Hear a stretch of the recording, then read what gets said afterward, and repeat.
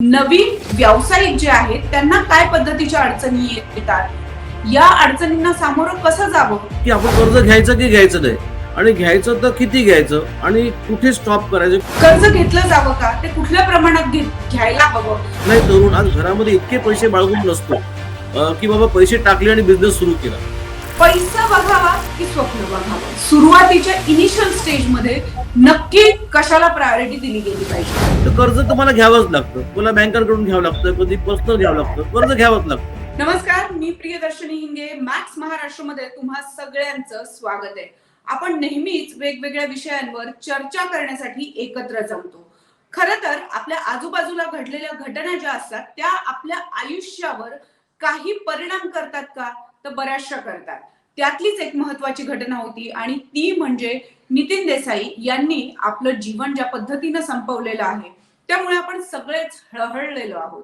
पण ही हळहळ करून नुसतं भागणार नाहीये, तर नवीन व्यावसायिक जे आहेत त्यांना काय पद्धतीच्या अडचणी येतात, या अडचणींना सामोरं कसं जावं, या सगळ्यासाठी काही यंत्रणा ज्या आहेत त्या आपल्याकडे अजूनही त्या पद्धतीनं अस्तित्वात नाहीये.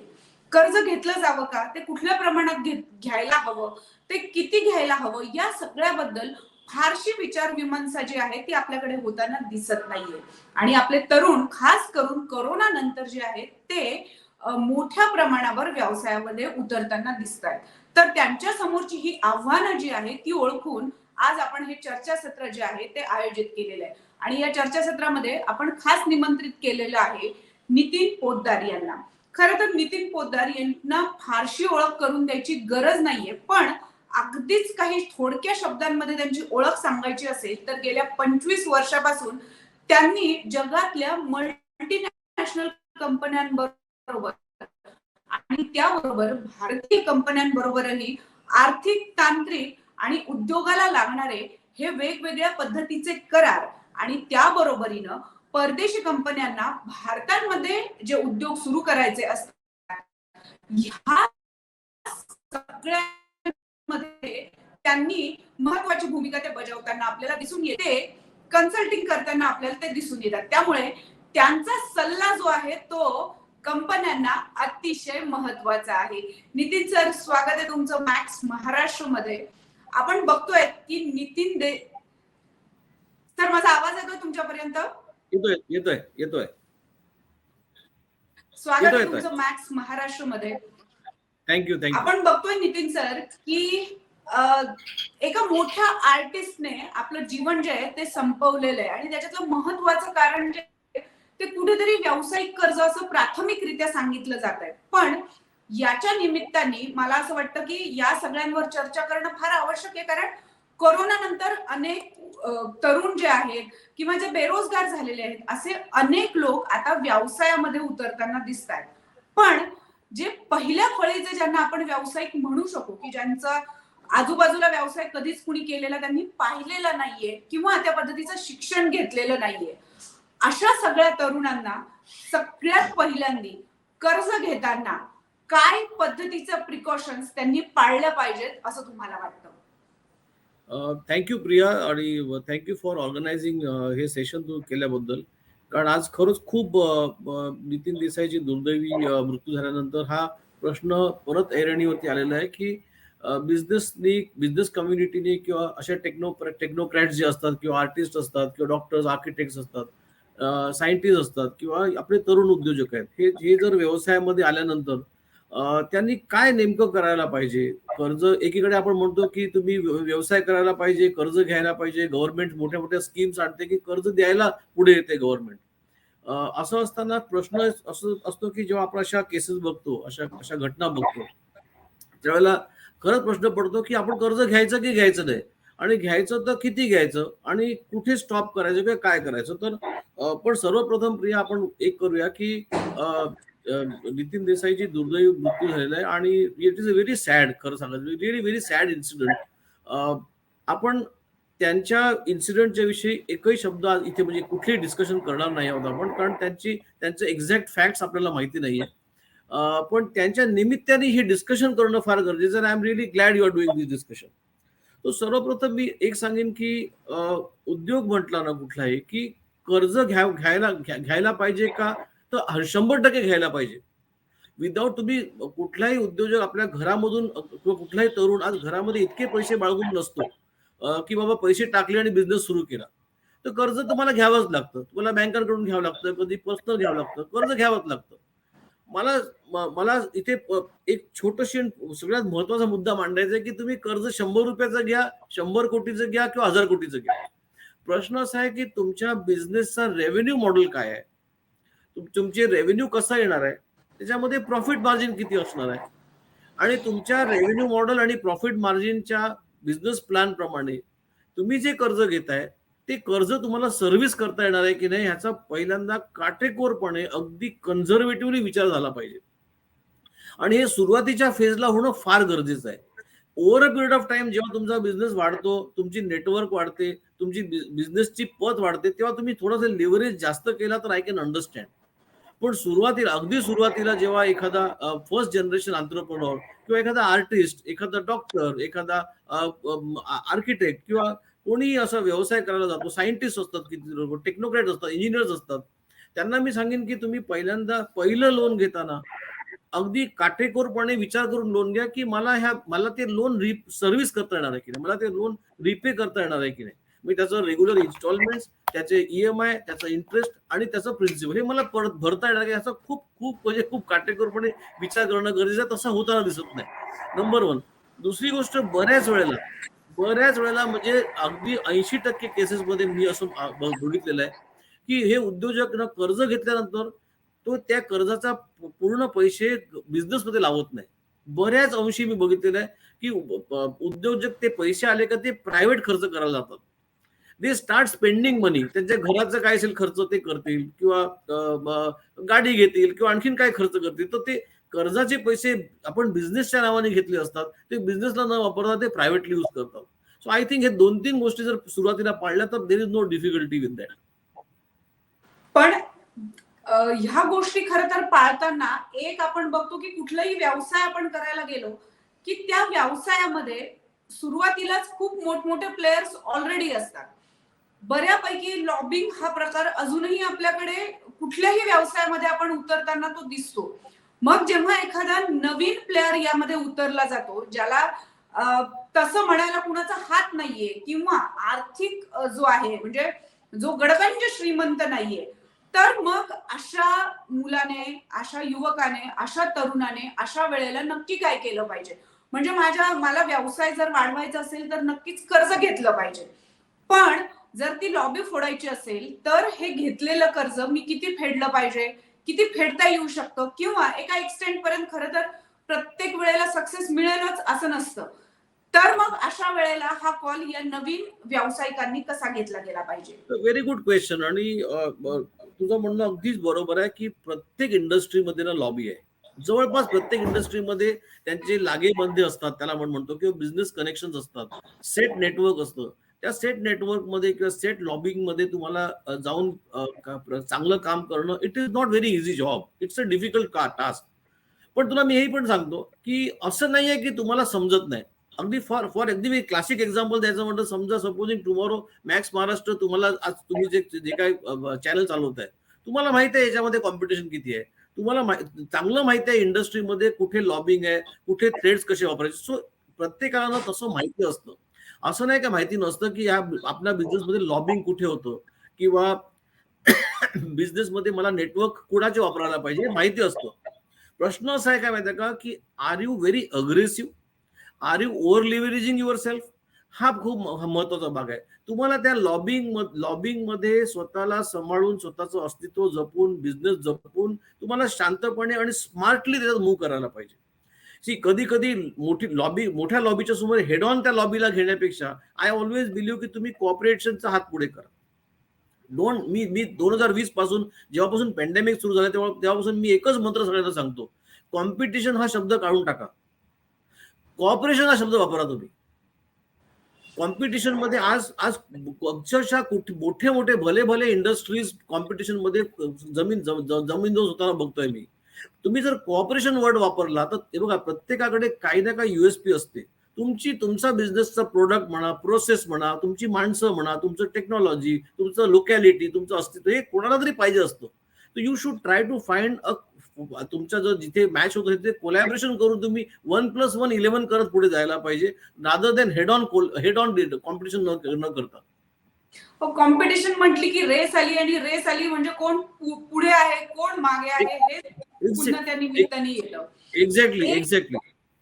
एक आहे की साधारण उद्योग सुरू करा म्हणजे आपण सगळ्या जाहिराती बघितल्या किंवा काही बिझनेसेस बघितले की जे ऑफर करतायत किंवा काही कोर्सेस ऑफर करतायत, तर ते केल्यानंतर साधारणतः असं एक चित्र उभं केलं जातं की तुम्ही बिझनेस केला की तुम्हाला खूप पैसे मिळणार आहे, म्हणजे मला गाडी बंगला एक सुंदर एसी ऑफिस वगैरे असे स्वप्न बऱ्याचदा मी बघते की इनिशियल स्टेजला मुलं बघतात.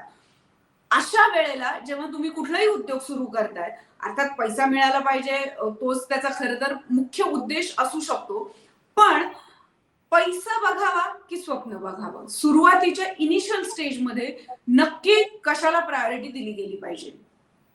C is a very bit complex पण खूप इंटरेस्टिंग क्वेश्चन आहे हा. स्वप्न बघितल्याशिवाय तुम्ही पुढे पैसे बघू शकत नाही. तो डेफिनेटली स्वप्न पहिले येणार. पण इथे मी तुला अगदी व्हेरी प्रॅक्टिकल ऍडवाइस सांगतो, प्रॅक्टिकल एक्झाम्पल देतो. अमेरिकन माणूस आहे ना, अमेरिकामध्ये काय म्हणतात लोक की बिझनेसचा प्लॅनिंग केल्यानंतर सगळ्यात पहिले त्यांनी काय बघायला पाहिजे, तो मॅन्युफॅक्चरिंग HR हे सगळं न बघता before implementing the business idea तुमचं मार्केट कुठे शोधायला पाहिजे, तुमचा पहिला कस्टमर कोण असणार आहे ते बघायला पाहिजे, तो कस्टमर तुम्हाला किती पैसे देऊ शकतो ह्याचा विचार झाला पाहिजे. ही अमेरिकन फिलॉसॉफी आहे आणि they are absolutely bang on point on this. आपण काय करतो भारतामध्ये पर्टिक्युलरली आपण काय करतो, आपले इंजिनियर्स पर्टिक्युलरली काय करतात की ते पहिले चांगलं प्रोडक्ट बनवतात आणि त्यांचा दृढ विश्वास काय असतो की मी प्रोडक्ट चांगलं बनवलं तर मार्केटमध्ये चांगल्या प्रोडक्टची डिमांड ऑटोमॅटिक येईल आणि मला ऑटोमॅटिक कस्टमर मिळेल आणि मला ऑटोमॅटिक पैसे मिळायला पाहिजे. आजही मी कितीतरी चांगल्या उद्योजकांशी बोलतो, ते मला हे म्हणतात की मार्केटिंगचं एवढं काय सांगताय तुम्ही आम्हाला, आमचं प्रोडक्ट तुमचं मार्केटिंग करतं, आमचं खणखणीत नाणं आहे, आमचं मार्केटिंग आमचं प्रोडक्ट करतं. हे बघा, हे ना to sum I am not disputing this philosophy, मी डिस्प्यूट करत नाही. जर तुम्ही चांगला समजा फॉर एक्झाम्पल चांगला पेपर बनवला तर त्याला डिमांड असणारच आहे. पण माझं म्हणणं असं आहे की जेव्हा तुम्ही पेपर बनवायची फॅक्टरीचा विचार करता तेव्हा तुमचा पहिल्यांदा कस्टमर कुठे आहे, मार्केट कुठे आहे माझं, ते मार्केट माझा पेपर विकत घेणार आहे तर किती पैसे देणार आहे, त्यात माझं प्रॉफिट मार्जिन किती असणार आहे. तुमच्या डोळ्यासमोर बिझनेस प्लॅनचं स्वप्न ठेवा, पण first focus on the market. आपण मार्केटिंगचा विचार नंतर करतो, सगळ्यात पहिला म्हणतो की मला 50 माणसं लागणार आहे, मला जागा इथे लागणार आहे, माझं इंडस्ट्री आहे. आपण त्या सगळ्या गोष्टीमध्ये ना आपली सगळी एनर्जी संपून जाते आणि ज्या वेळेला मार्केटमध्ये जायची पाळी येते तेव्हा तो उद्योजक थकून गेला असतो, अरे आता मार्केटिंगमध्ये जायचंय मला. मी तुला क्लासिक उदाहरण देतो आणखीन. माझे कितीतरी चांगले कन्स्ट्रक्शन इंडस्ट्रीमध्ये चांगले क्लायंट्स आहेत, ते चांगलं लोकेशनची जागा घेतील, बिल्डिंगचे प्लॅन बनवतील, सगळं करतील. माझा चांगला एक मित्र आहे, त्याचा खूप चांगले 3 टॉवरचं प्रोजेक्ट आहे. आय आस्क्ड हिम की मार्केटिंगचं काय, म्हणजे माझ्याकडे एक सेल्स गर्ल आहे. So we give less importance to marketing. आपण महत्वच देत नाही मार्केटिंगला. Which that's the point I mean. Where American उद्योजक पहिल्यांदा मार्केट शोधतो, कस्टमर शोधतो, प्राइस शोधतो. To answer your question, dream बघा, पण ड्रीम पेपरवर टाकल्याबरोबर पहिल्यांदा मार्केट शोधा कुठे आहे. मग ते ड्रीम सक्सेस व्हायला फार वेळ लागत नाही, फार वेळ लागत नाही. एक आपल्याकडे म्हणजे माझ्या आधीची जी पिढी होती ती जनरेशन बऱ्यापैकी असं होतं की सुरुवातीला नोकरीला लागायचंय आणि मग त्याच्यामध्येच रिटायर पण त्याच नोकरीमध्ये होणार आणि मग शांत निवांत लाईफ जगायचंय. आता एक साधारण ट्रेंड असा दिसून येतोय, IT मध्ये असेल किंवा इतर याच्यामध्ये पण TC पर्यंत बऱ्याचदा मुलं कॉम्पिटिशन म्हणून एखादी गोष्ट, नोकरी आणि भरघोस पैसा कमवतात आणि TC नंतर मात्र हळूहळू ते व्यवसायाकडे किंवा जॉब शिफ्टिंग आपण ज्याला म्हणतो की वेगळ्या कुठल्या तरी व्हेंचरमध्ये, वेगळ्या कुठल्या तरी जॉबमध्ये आयदर इन्व्हेस्ट करतात किंवा स्वतः काहीतरी करायचा, व्यवसायामधनं काहीतरी करायचा प्रयत्न करतात. आता जेव्हा आपण TC नंतरच्या काही व्यवसायांचं बघतो तेव्हा तिथे लोन मिळणं हे तसं हळूहळू त्याचे चान्सेस कमी झालेले असतात. मग पर्सनल फायनान्स कडे जाणारी लोक पण आपल्याला खूप मोठ्या प्रमाणावर दिसून येतात, ज्याच्यामध्ये एक फेज मध्ये त्यांनी चांगली सर्टन अमाऊंट कमवलेली असते, ज्याच्यामध्ये त्यांचं आयुष्य सहज निघून जाऊ शकतं अशा पद्धतीचं, म्हणजे मीठ भाकरी आपण ज्याला म्हणू शकू, हे निघून जाऊ शकतं. पण मुलांना अँबिशन्स असते, पॅशन असते, किंवा आपण म्हणूयात की हौस असेल, मला या पद्धतीचा व्यवसाय करायची, तर तिकडे जाताना या मुलांनी नक्की काय प्रिकॉशन घेतल्या पाहिजे, किंवा काय विचार त्यांनी केला पाहिजे जेव्हा ते व्यवसाय सुरू करतात तेव्हा? सो तुझं म्हणणं बरोबर आहे की आपल्या आधीची पिढी पहिले नोकरी करायची आणि मग व्यवसायात यायची. तर ते त्याला दोन कारण असायची. एक तर म्हणजे तुम्हाला त्या इंडस्ट्रीचा अनुभव असणं गरजेचं आहे. म्हणून अनुभवासाठी तुम्हाला नोकरी करणं फार गरजेचं आहे. मला मला तरी असं स्पष्ट वाटतं की पटकन कुठल्याही माणसाने व्यवसायात येण्यापेक्षा त्या व्यवसायामध्ये नोकरी करा. एक number one. So you understand the business. तुम्हाला बिझनेस समजून येतो. दुसरी गोष्ट थोडीशी फायनान्शियल सिक्युरिटी पण मिळते. त्यात म्हणजे थोडीशी नोकरी असल्यामुळे थोडे पैसे मिळतात. तर हा हा अनुभवाचा भाग आहे. अनुभव तुम्हाला नसेल तुम्हाला घेणं फार गरजेचं आहे. Because experience is the biggest teacher that I believe. Experience सारखा कोणी मेंटर नाही आणि एक्सपिरियन्स सारखा कोणी टीचर नाही. सो एक्सपिरियन्स म्हणून हा हा अगदी बरोबर आहे. हे करायलाच पाहिजे. बिकॉज तुम्ही इतरांच्या पैशावर तुम्ही शिकताय त्याच्यामध्ये. हे बरोबर आहे. पण आता आता पॅरलली काय झालंय माहिती आहे का, because of age of information technology बऱ्याचशा गोष्टी ज्या तुम्हाला नॉर्मली एका अनुभवाने मिळू शकतात, त्या तुम्हाला टेक्नॉलॉजीमुळे आज अपफ्रंट अवेलेबल आहे. आज सगळे अवेलेबल. फॉर एक्झाम्पल तू अगदी सिम्पलेस्ट उदाहरण घेतलं, मी खूप साधे उदाहरण देतो म्हणजे तुम्हाला म्हणजे कनेक्ट व्हायला इझी जाईल. साधं उदाहरण म्हणजे समजा if you are a good teacher, मॅथ्सची टीचर समजा तू आहे, तू जर फेसबुकवरती अकाउंट उघडलं आणि जर तू सांगितलं की मी चांगली टीचर आहे, युट्यूब चॅनल काढलं, 4-5 डेमो केले, तर तुम्हाला लगेच लोकांना कळतं की सो हे डिस्ट्रीब्युशन चॅनल जे आहे किंवा to reach out to market आहे, हे मीन सोशल मीडियामुळे किंवा इतर टेक्नॉलॉजीमुळे, लिंक्डइनमुळे, युट्यूब आहे, फेसबुक आहे, व्हॉट्सअप आहे, याच्यामुळे तुम्हाला जाता येतं. त्यामुळे आता काय झालं की लोकांना तेवढा वाट बघायची गरज नाही. थोडा तुम्हाला जर अनुभव असेल, तुम्हाला जर तुमच्या टेक्निकल नॉलेजवरती जर कॉन्फिडन्स असेल, तर तुम्ही लॉन्च करू शकता. तर असं वाट बघायची गरज नाही असं मला वाटतं. पण मग फायनान्शियल सिक्युरिटीचं काय करणार? मग त्यावेळेला मला असं स्ट्रॉंगली वाटतं की घरच्यांनी उभं राहायला पाहिजे. अजूनही मी भारतामध्ये बघतो, आपण जरी सगळ्यात जास्त युनिकॉर्न्स सेट केले असेल, तरी तू एक गोष्ट मार्क करशील, तू काश्मीर टू कन्याकुमारी पर्यंत प्रत्येक घरामध्ये काय म्हणतात, आई वडील काय म्हणतात की मुलांनी पहिल्यांदा शिकून मोठं झालं पाहिजे, कुठेतरी चांगली नोकरी घ्यायला पाहिजे, सेफ नोकरी करा आणि मग तुम्हाला काय करायचं ते करा. अरे हा विचारच चुकीचा आहे. हा खरंच विचार चुकीचा आहे. आज जेव्हा टेक्नॉलॉजी एवढी चांगली, तर अशा सिच्युएशन मध्ये मी तर म्हणेन, माझी या तुझ्या प्रोग्रामच्या द्वारे मला नम्र विनंती करायची, ज्या ज्या पालकांच्या मुलांना किंवा ज्या घरांमध्ये मुलांमध्ये काही धडपड करायची उमेद असेल किंवा धडपड करायची इच्छा असेल, आणि जर ते राईट ट्रॅकला असेल, तर आईवडिलांनी त्याच्या मागे उभं राहायला पाहिजे आणि सक्षमपणे आणि खंबीरपणे उभं राहायला पाहिजे. घरच्यांनी जर उभं राहिलं आपल्या मुलांच्या मागे, तर ते मुलांना यश मिळणं डिफिकल्ट जात नाही. एक तुम्ही आत्ताच एक महत्वाचा मुद्दा सांगितला की घरच्यांनी उभं राहिलं पाहिजे. अशा खरं तर अनेक पिढ्यानपिढ्या चालणारे व्यवसाय जे ते महाराष्ट्रामध्ये आपण त्याची अनेक उदाहरणं देऊ शकू. अगदी चितळेच्या बाकरवडीपासून तर काटदरे मसालेपर्यंत का असेना, पण ही पिढीच्या पिढी जवळजवळ व्यवसाय करताना आपल्याला दिसून येते आणि प्रत्येक जण मागे उभं राहताना दिसून येतं. पण इथे दोन मुद्दे येतात. म्हणजे मी अगदी सुरुवातीपासूनचा जर व्यवसाय उभा केलेला असेल, तर माझ्या भावनिक गुंतवणूक इतकी असते ना, की तो उभा केलेला की हे मग म्हणजे एखादा पिलर उभा केलेला असेल, तर त्याला ती इमोशनल अटॅचमेंट असणं. बरं, तिथे काम करणाऱ्या अनेक कामगारांना पण माहिती असतं की आपल्या मालकाची या सगळ्याशी किती इमोशनल अटॅचमेंट आहे. तर इतक्या सगळ्या स्ट्रगल मधनं जेव्हा बिझनेस उभा राहतो, तेव्हा एका सर्टन लिमिट पर्यंत त्याची भावनिक अटॅचमेंट डेफिनेटली त्याच्याशी होणं स्वाभाविक आहे, किंवा होऊन जाते ती सरळ सरळ.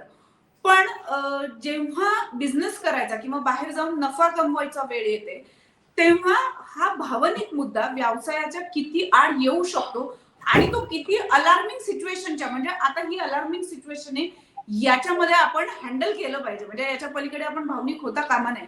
ही सिच्युएशन कुठली असू शकेल? मी कदाचित फार अवघड प्रश्न तुम्हाला विचारतेय, पण माझा उद्देश असा आहे की खूपदा असं होतं की आपण त्या गोष्टीशी खूप जवळनं जुळले जातो आणि हेच माझं अँबिशन आहे, हेच माझं पॅशन आहे, हे करता करता अनेकांना आपलं जीवन संपवायची वेळ येते. तर तसं होऊ नये. शेवटी आयुष्य जे आहे, म्हणजे जान है तो जहान है असं म्हणायला नक्कीच हरकत नाही आपल्याला. त्यामुळे माझे हे जे आहे, आणि खास करून फर्स्ट जनरेशनचे जे व्यावसायिक आहेत, जे वेगवेगळे स्वप्न बघू शकतात, मी बघतीये की अनेक महिलाही जेव्हा मुलं मोठे होतात तेव्हा त्या हळूहळू आता जसं तुम्ही सांगितलंय सोशल मीडियाचा वापर करून त्या खूप मोठ्या प्रमाणावर व्यवसायामध्ये उतरतायत. तर त्यामुळे माझा हा प्रश्न आहे तुम्हाला. नाही, अगदी तुझा खरंच खूप महत्वाचा प्रश्न आहे. आणि आय मस्ट से की हा असा प्रश्न मला ऑनेस्टली ऑफ लेट खूप कमी विचारला गेला लोकांचा. आणि मला समजायचं नाही हा प्रश्न का कोणी विचारत नाही. सो भावनिक गुंतवणूक डेफिनेटली असते. वेदर तुम्ही तिसऱ्या जनरेशन 2 जनरेशन मध्ये बिझनेस बघितलं तर जास्त असते. आणि जरी तुमची पहिला जरी तुमचा बिझनेस असला तरी तुमची पहिलं बेबी आपलं म्हणून आपण ना त्याचा खूप चांगलं असं म्हणजे जवळून वाढवायचा प्रयत्न करतो. आपली भावनिक गुंतवणूक खूप असते. क्वेश्चन इज की ती भावनिक गुंतवणूक किती काळ ठेवायची किंवा त्याला किती सहन करायचं. बिझनेस जर लॉस मध्ये असेल तरी तर तिथे काय करायचं. तर मला असं स्पष्ट मत म्हणायचं आहे, सांगायचं आहे की तुम्ही जोपर्यंत व्यवहार आणि भावना यांची गल्लत करत राहाल तोपर्यंत बिझनेस सफर करणार. बघा एक सांगतो मला मी, जर मला माझा बिझनेस मला खूपच आवडतो, मला खूप चांगला वाटतो, पण जर तो बिझनेस मला पैसे देत नसेल, जर तो बिझनेस मला फिनान्शियल लॉस देतोय, जर तो बिझनेसमुळे मला आज स्ट्रेस येतोय, माझ्या फॅमिली स्ट्रेसमध्ये तर मला तो, आपलं साधं उदाहरण आहे, आपल्या शरीरावरती काही जर एखादी जखम झाली किंवा काय आपण काय करतो, आपण तेवढा पार्ट काढून टाकतो. तर बिझनेसमध्ये ना कठोर निर्णय घेता येणं गरजेचं आहे. इथे भावनांना स्कोप नाही, बिलकुल नाही. अगदी मी सांगतो कितीतरी उद्योजकांना बघितलं मी की ते काय होतं माहिती का, ते भावनेच्या आहारी जाऊन ते त्यांना वाटतं की आज नाही उद्या होईल होईल होईल होईल होईल असं करत करत करत करत ते तो प्रॉब्लेम इतका मोठा होऊन जातो की शेवटी त्यांना वाटतं की आता there is no point of return. मग ते स्वतः बिचारे कुठेतरी स्वतःचं काहीतरी करून घेतात. म्हणून मी मी नेहमी काय म्हणतो, ड्रायव्हिंग करताना राईट सिग्नल असतो, लेफ्ट सिग्नल असतो. आपल्याला जायचं सरळ जायचं, पण यू टर्न पण असतो ना. बरोबर आहे. हो. Why are we not understanding की नुसतं राईट आणि लेफ्ट आणि सरळ हे जाण्यात ड्रायव्हिंग करायला योग्य आहे, पण कधी कधी बऱ्याच वेळेला आपण यू टर्न सुद्धा घेतो. तर यू टर्न घ्यायला शिकलं पाहिजे. आता बघा हे करताना हे मला बोलायला खूप सोपं आहे. इट यू मे फाइंड की तुम्हाला काय, तुम्ही कन्सल्टंट तुम्ही सांगू शकता की तुम्ही यू टर्न घ्या किंवा स्टॉप करा बिझनेस, पण it is not a easy job. त्यामुळे काय माहिती आहे का की एखादा बिझनेस जेव्हा असा तुम्ही खूप पिढ्यान करता किंवा तुम्ही खूप भावनात्मक गुंतून पडता त्या बिझनेसमध्ये, त्यावेळेला आणि जेव्हा डिफिकल्ट सिच्युएशन यायला लागते, तुम्हाला समजतं की बिझनेसमध्ये डिफिकल्टी येते मला, त्यावेळेला तुम्हाला चांगले मेंटर्स असणं गरजेचं आहे, चांगले तुम्हाला सल्लागार असणं गरजेचं आहे, तुम्हाला घरच्यांचा सपोर्ट असणं खूप जास्त गरजेचं आहे. You should be able to plainly discuss with your family members की मी ह्या बिझनेसमध्ये आहे, मला ही डिफिकल्टी आहे आणि मला कदाचित काही बिझनेस विकावा लागेल, काही बिझनेस बंद करावा लागेल. तो डिसिजन अगदी शांतपणे डिस्पॅशनेटली, जर तुमच्या अवतीभोवती चांगली माणसं असतील तर तुम्हाला नक्की सांगतील की बघा हा बिझनेस तुम्ही आता नका वाढवू, स्टॉप करा का काय. आणि तिथे that is the good point. काही प्रॉब्लेम पडत नाही. जहान आहे तो जहान आहे. तुमचा एक बिझनेस बंद, तुम्ही जसं ज्या जिद्दीने एक बिझनेस उभा केला त्या जिद्दीने तुम्ही 4 आणखीन बिझनेस उभे करू शकता. मी परत सांगेन, अमेरिकेचे उदाहरण इतके उदाहरण आहेत, कितीतरी बिझनेसमॅन, चांगले बिझनेसमॅन, दिवाळखोरीत गेलेले बिझनेसमॅन आहेत, दिवाळखोरीनंतर परत नव्याने सुरू करतात.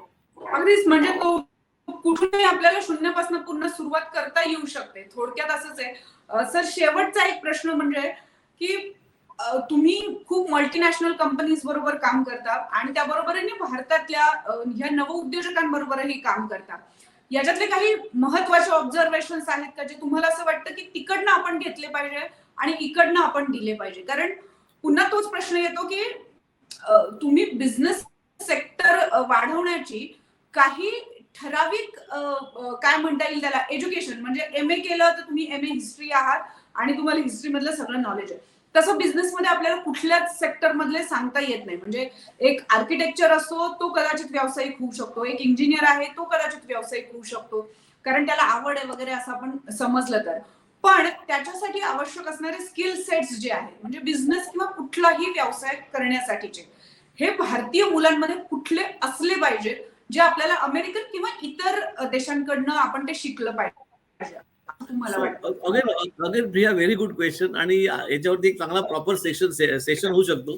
पण just to tell you in nutshell, दुर्दैव काय माहिती आहे का, आपल्याकडे एमबीए चे कॉलेजेस असतात, कॉलेजेस एमबीए चे कोर्सेस आपल्या देशामध्ये जे असतात ना, त्याची ऍडव्हर्टाइजमेंट काय असते माहिती आहे का, की तुम्ही एमबीए म्हणजे मास्टर्स इन बिझनेस मॅनेजमेंटला तुम्ही या, आम्ही तुम्हाला 100% नोकरी लावतो. म्हणजे पुन्हा नोकरी लावणार आहेत ते. हे किती कॉन्ट्रॅडिक्शन आहे. अगदी हे किती अगदी. कॉन्ट्रॅडिक्शन. तुम्ही 7-7, 8-8 लाख 20-20 लाख रुपये फी घेता. कशाची फी घेता? नोकरी लावायची फी घेता की त्याला बिझनेसमॅन करायची फी घेता? सो तिथेही पहिला पहिला पहिला एक पण याचा आपण जर लाईटर मुवमेंट सोडून दिला तर मला असं वाटतं की प्रत्येकाने लिडरशिप असायला पाहिजे. म्हणजे तुमच्या लिडरशिपचे गुण असायला पाहिजे. आता लिडरशिप स्किल्स हे आपल्याला युट्यूबवरती भरपूर चांगले चांगले प्रोग्राम्स आहेत. मला असं वाटतं तुम्ही तरुणांनी ज्यांना उद्योजक व्हायचं किंवा इव्हन नोकरी करायची असेल, तुम्ही नोकरी जरी करायची तर लिडरशिप स्किल्स तुम्हाला शिकायला पाहिजे. त्याच्यामध्ये बऱ्याच गोष्टी आहेत. I am not going to details of leadership skills. पण तू चांगला प्रश्न विचारला की परदेशी उद्योजकांमध्ये आणि भारताच्या उद्योजकांमध्ये काय फरक आहे.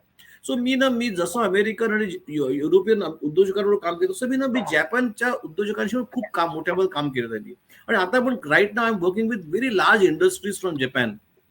मला त्यांचा एक गुण इतका आवडतो ना की ते काय म्हणतात माहिती आहे का की आम्हाला 0 एरर निर्णय घ्यायचा आहे. 0 एरर. आम्हाला मिस्टेक्सच करायची नाही. आमच्या निर्णय प्रक्रियेमध्ये एरर होता कामा नये.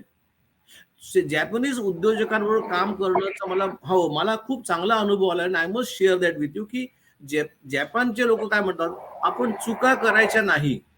मग ते काय करतात माहिती आहे का की कुठलाही निर्णय घेताना अगदी साधा साधा निर्णय घेताना ना तो पेपरवरती लिहितील. तर पूर्ण त्याची प्रोसेस असते की कुठलाही निर्णय घेताना त्याचे प्रॉस आणि कॉन्स आयडेंटिफाय करा. मग त्याच्यावरती चर्चा करा. 4 लोकांना त्याचं मत विचारा. मग त्याच्यावरती विचार करा. आणि आजचा निर्णय एक त्याला म्हणतात हाफ अ सेकंड पॉज. एक कॉन्सेप्ट आहे त्याला म्हणतात हाफ अ सेकंड पॉज. म्हणजे कुठलंही काम करताना एक फक्त पॉज घ्या आणि मग निर्णय घ्या. फक्त अर्धा सेकंडचा पॉज घेतला ना तरी तुम्हाला समजतं की मी बरोबर बोलतोय की नाही बोलत. तो मला सांगायचा उद्देश असा मुद्दा आहे की भारतीय उद्योजकांना पर्टिक्युलरली आपण इंडियन्स आहोत ना, आपण खूप पटकन रिॲक्ट करतो. आपण पटकन निर्णय घ्यायला आपल्याला वाटतं की अरे माझी निर्णय क्षमता खूप चांगली आहे. खूप चांगली असेल मला मान्य आहे. तुमचे निर्णय चांगले पण असतील. प्रश्न असा आहे की तुम्ही पूर्ण प्रोसेसमध्ये तुमच्या निर्णय घेण्याच्या आधी त्याचा अनालिसिस केलाय का? Have you understood the pros and cons? जर तुम्ही थोडा एक हाफ अ सेकंड पॉज घेऊन जर तुम्ही तो प्रोसेसनी पूर्ण चर्चा करून पेपरवर मांडून डिटेल जर त्याचं केलं तर तुमचा निर्णय बदलतो किंवा थोडासा ट्विक होतो. That is exactly where we lack. आपण पटकन निर्णय घेतो. आपण खूप अँक्शियस सोसायटी आहोत. आपल्याला खूप घाई असते प्रत्येक गोष्टी करायची. तर ते जर आपण पाळलं तर I think things will fall in place. अगदीच. मी खरं तर अशा अनेक महिला बघितलेल्या आहेत की ज्यांनी अगदी शून्यातनं उद्योग उभं केलेले आहेत आणि अगदी देश परदेशामध्येही त्यांनी चांगल्या प्रकारची अमाऊंटही कमवलेली आहे. अगदी दुष्काळी भागामध्ये असणाऱ्या महिला शेतकऱ्यांनी लाख लाख 1.5 लाख प्रॉफिट काढलेला आहे. अशा प्रकारचे उद्योजकही मी या निमित्ताने खरं तर मुद्दामून सांगू इच्छिते. कारण सगळ्यांना स्वप्न बघायची असतात तर सगळ्यांना असं वाटतं की आपण मल्टीनॅशनल बिझनेसमॅनच झालं पाहिजे म्हणून. मला ना तुझा एक छोटासा let me share a small असं खरं तर फार गरजेचंही नसतं तसा विचार करणं. पण ती उमेदही असू शकते. हा सर.